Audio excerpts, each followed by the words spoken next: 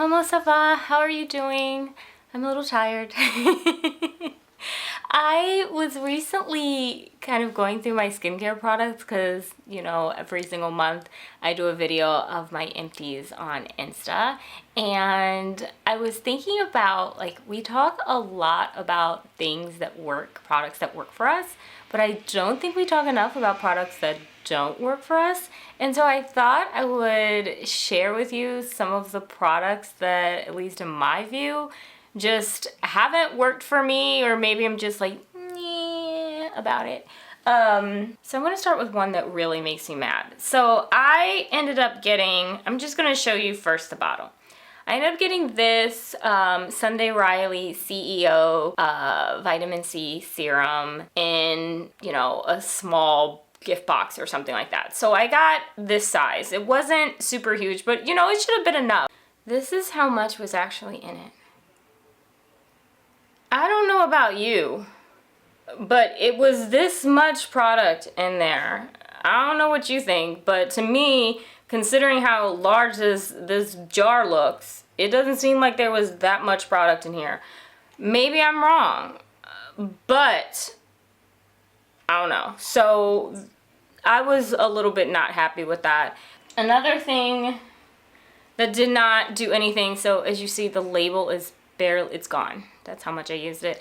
This was rosehip oil that I bought from Officine Universal Boulet. And yeah, the rosehip oil, I didn't really find it like absorbed my skin really well, or like really did anything like that. I don't know, for me it didn't hit the mark in the way that my Pi skincare usually does. So I was kind of like, yeah. Another thing that I would say I don't actually think is worth the money is the SkinCeuticals hyaluronic acid. Honestly, frankly, I see more results with cheaper product, right? I actually think like the ordinary hyaluronic acid does a very nice job and costs you, what, like $10? But again, I would say that for me, it's not worth the hype. So 2 more things that I would say I've not been pleased with. So I received this Typology caffeine niacinamide drops for under eye. Y'all, I've used about almost half the bottle, like maybe a third. I stopped because I literally saw no results. I mean, I saw no difference whatsoever. Yeah, I have no words on that. I don't like to waste stuff, so I am gonna finish the bottle, but right now, nothing. Another thing that I was using that I didn't see any results with was the serum repulpant. I, as you see, have used 2/3 of this bottle and I haven't seen anything. So actually, where I started, since I wasn't seeing any results on my face, I started using it at night on my hands. I see results on my hands. So what I do is I put this on my hands and then I put on a little bit of lotion, like actual like soft face lotion that again doesn't really work on my face. So I put it on my hands and then I put a couple little drops of oil.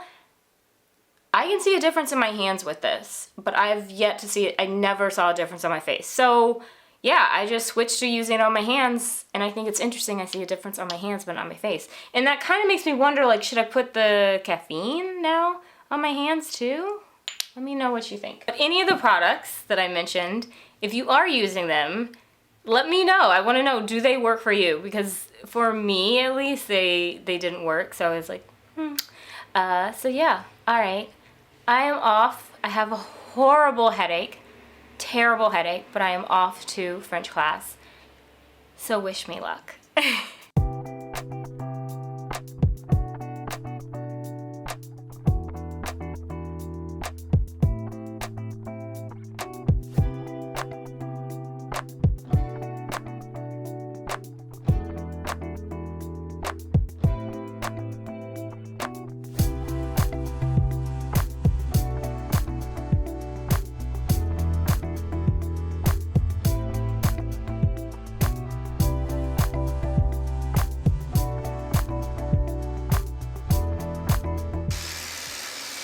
Okay, so sorry, I had to finish that first. So the thing that I've like really noticed when it comes to the difference between like the French approach to beauty and the American approach is just so, and I think I've talked about this before, you know, it's just that like in France, it's not about looking like you're 25 forever, right?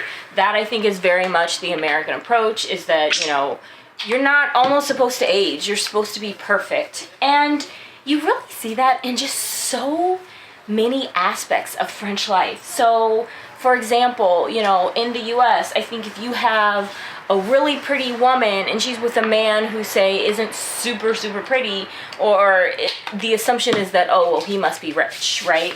Or, you know, if a,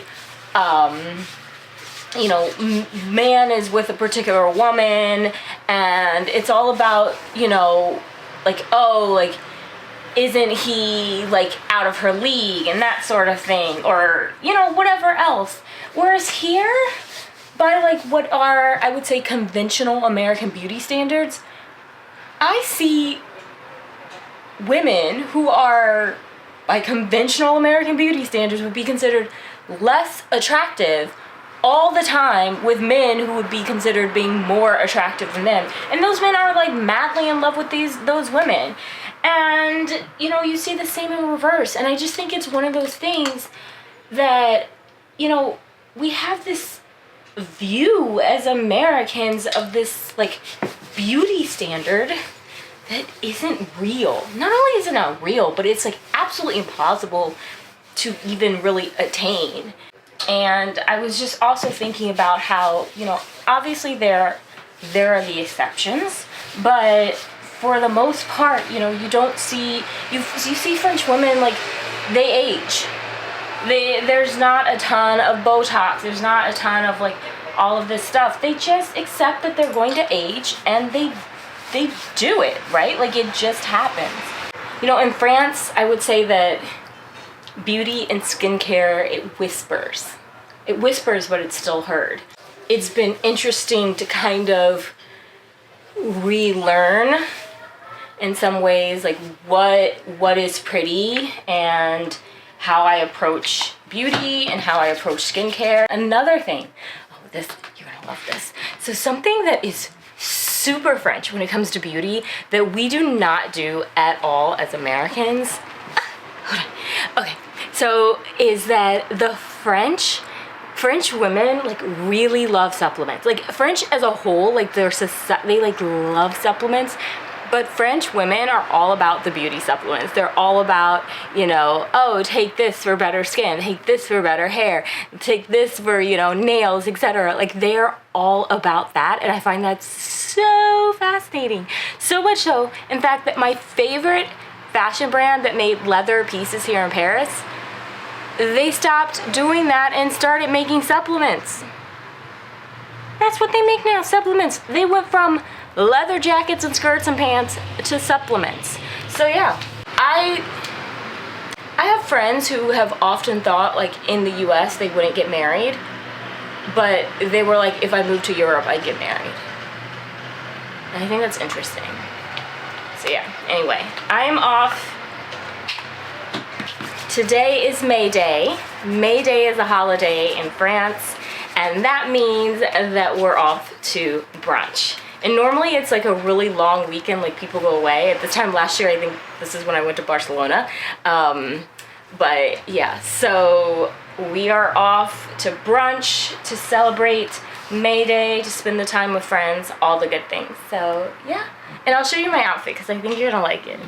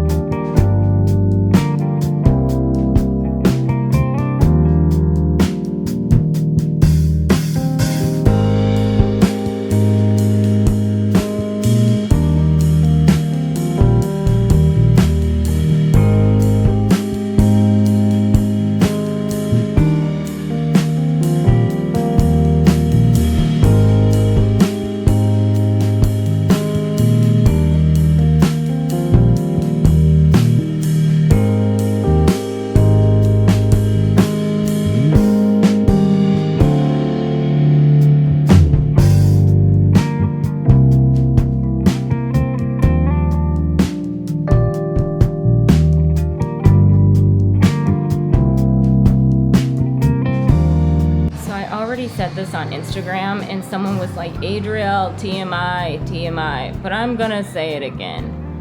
When it's hot like it is today, where it's 82 degrees outside, or 27, I think is the conversion, y'all, you just lay on your parquet, you take a shower, and then you lay on your parquet in your birthday suit. And when I tell you that it is so great, it is so wonderful. Like, I just love to do it. And if you sit here and you're saying, Adriel, that's crazy, I actually learned to do it from a French person. Literally, in my last apartment building, we could like see, you could, because I was on the top floor, I could like into everybody's apartments. And people are half naked or completely naked in their apartment all the time, just in the middle of the day. And it's really awkward when you lock eyes with somebody and they don't have any clothes on. So yeah, I know that this sounds crazy and this sounds weird, but yep, birthday suit time. Okay, so I have 3 French beauty fashion standards that I think are very different than what I was used to in the US. And I want to note, I am not judging, okay? I can't judge because I'm a germaphobe, and you could eat off the floor of my house, and I was raised by a really prim and proper mom. So as a result, there is no judgment. I'm just pointing out what I think are differences based upon when I left the US. So first and foremost, thongs. French women of all ages seem to wear thongs all of the time. And I find that to be amazing because even in workout classes, there are thongs on. The reason why I say that this is different from what I remember in the US is in the US, what I remember are things like boy shorts or like cheekies, or like a lot of girls would work out without any underwear on. Again, no judgment because of who raised me, but I'm just saying, like, that's something that I think is a big difference. Like, here, it's thongs, and you can often see through people's clothing, and so you know that they have on a thong. Second fashion thing, they go braless all the time, but it's not just that they're braless, it's like you can completely see through the shirt. You can always see through someone's shirt or someone's skirt or something like that, so it's like the boobies are just bouncing up and down, like living their best life. I don't know. I don't get that. Then last but not least, gel nail polish. They are obsessed with what they call semi-permanent, which we call gel nail polish. They put it on their hands, their toes, everything. And it is so hard to find a place that has just regular nail polish. Like, they love gel nail polish. Love it.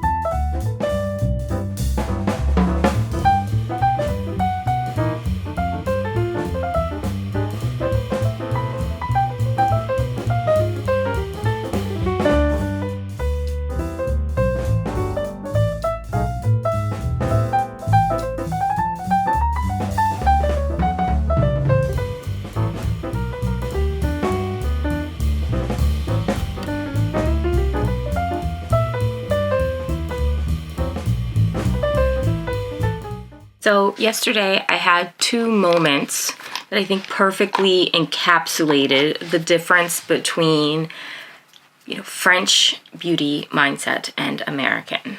So yesterday I was on the bus, and the bus, of course, pulls over to pick some people up, and a bunch of people get on, all older people, but then there is a woman who gets on, and she's also older, but this woman, y'all, this woman is sharp. She is looking super chic and super put together. And when she got on the bus driver, stopped to talk to her.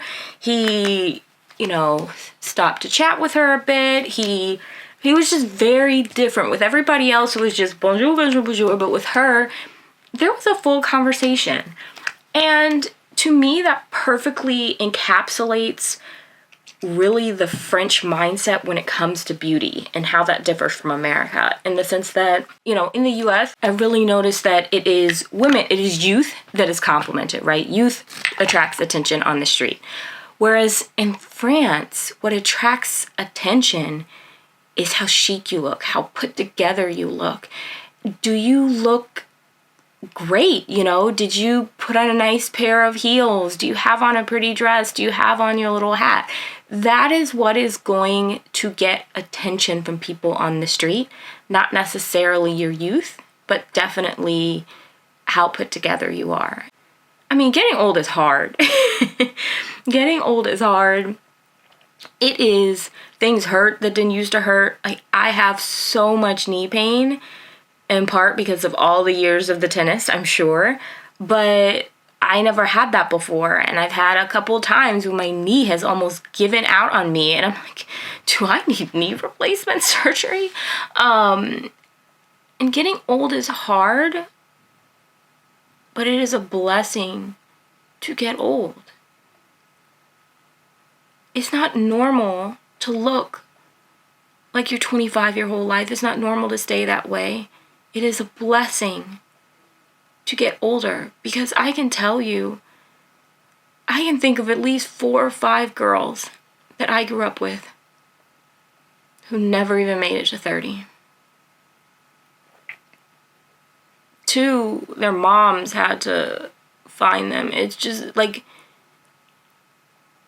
it's a blessing to get older, so why isn't that something that we're celebrating, right? Why is the youth something to celebrate? And so I just think it's so cool how in France it's not necessarily the youth that is celebrated as much as it is, you know, how put together you look, how chic you look. I think that being chic at any age and like getting compliments on how great you look at any age should be what it's like. And, you know, my mom, my sweet mom, you know, she called me and she was so upset because apparently, I don't know, she was at a store or something and some kids, I guess, were doing something and she made a comment and they called her an old lady. And that really hurt her feelings. And she was just like, you know, I'm not an old lady. What they were doing was dangerous and they could have gotten hurt. And I said, yeah, you're not an old lady. And I felt so badly for her. She was so hurt that they called her that, and it was so mean. And it's, you know, these people, they called her that, they don't know her, they don't know anything about her, and they don't know how much that hurt her. And here, I think people often use the term, at least when I hear other people call women old ladies, is generally when the woman is mean.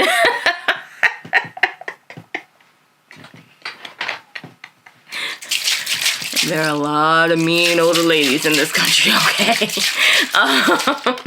Let's not get that twisted. But that's generally when someone gets called an old lady, is when they're mean. And so when my mom told me that, you know, I could hear how much it bothered her. And she was just saying, you know, it's hard because there are days I look in the mirror and I'm not entirely certain, you know, who I am. Am I still the person that I used to be? And I think that's what aging does to us. It when we tie it so much, particularly to our looks and like how we looked, you know, when we were younger, I think that it can be this really huge shift for us, and it can really affect women. And I think that's like part of the problem, is that, you know, like in the US, so much is tied to our appearance. So much is tied to our appearance. And when you recognize and start living somewhere where that's just, it's less so that, you know, at least particularly like your face, your physical appearance, I don't know, it makes it, there are days when it's easier. Like I see little wrinkles forming and I get upset and I'm like, oh gosh, what potion can I put on? But at the same time, I know that, and I see, you know, all of these fabulously dressed older women who are still getting compliments as they walk down the street. And so saying that, something about that. It really does. I think it does. It gives you, you know, it's positive, right? You know, so yeah.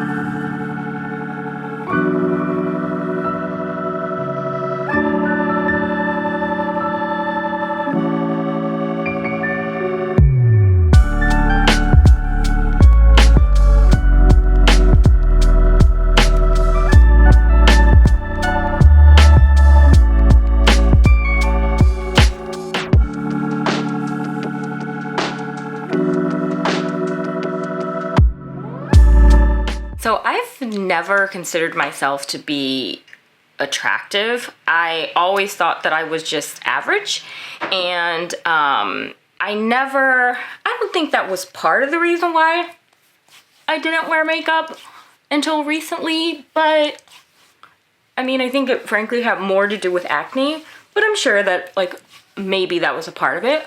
The one makeup that I did always wear was lipstick because I love lipstick, and sometimes mascara. And even still, now I've never worn foundation in my life, right? I just would rather take care of my skin. But I've only started wearing more than just lipstick and every now and then mascara only within like the past 5 or 6 years. For me, makeup doesn't actually make me feel pretty. Does that make sense? Lipstick makes me feel pretty. I love a good bold lip, but makeup, like all over my face, has never made me feel prettier, so I've never worn it. And just so you know, this is not foundation. This is the Tata Harper Illuminating Moisturizer, which I like to use because it gives my face a little bit of sparkle. It's been interesting trying to learn how to do your makeup as an adult. I don't know, I see a lot of women on social media and stuff, and frankly, even people in my comments who are like, that, I don't see anything, or, you know, that's just super light, that's not enough. My view to that is always, so what's wrong with the fact that I would rather take care of my skin than put on a bunch of makeup, right? Like, that makes me feel pretty. So why am I not allowed to do that? And, you know, I think a really heavy makeup look is definitely very American. Like, if you see most of these Parisian girls walking around here, it is just bare minimum. Yeah, I just think that is, look at my lip pencil. It's down to its, like, it needs to be, hold on a second, I gotta go sharpen it.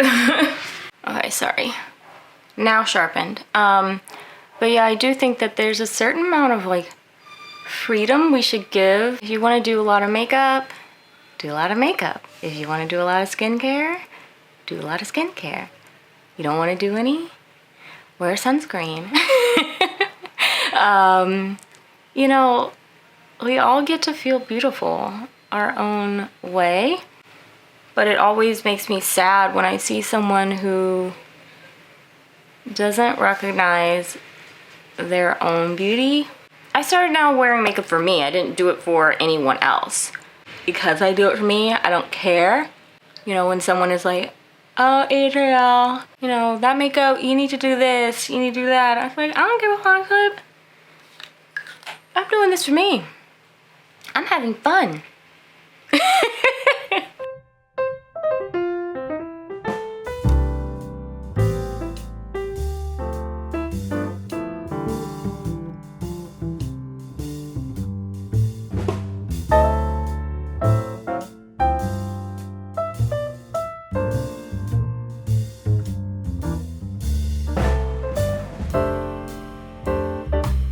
I was listening to a sermon today, and it was about what to do when you're spiraling. And one of the things he said that you should do when you're spiraling is to go find beauty. And he said, and I quote, "Your soul needs beauty." He then continued by saying, when you're immersed in beauty, whether a beautiful painting or a forest, you experience awe that increases generosity and empathy, lowers stress and inflammation. And that just really struck me. Our souls need beauty. We need that. So maybe all of these beauty rituals we do, you know, the differences between France versus America, maybe when it all comes down to it, it's just our way of trying to connect with the beauty that we see all around us, whether that be the beauty in nature or the beauty we find when we immerse ourselves in a beautiful painting. Maybe it's just our way of connecting with that beauty. Because when it all comes down to it, our soul needs beauty. And so with that said, your little homegirl is out. Have a wonderful evening. Have a wonderful rest of your weekend. Take care. Stay safe. I'll talk to you again soon. Bye.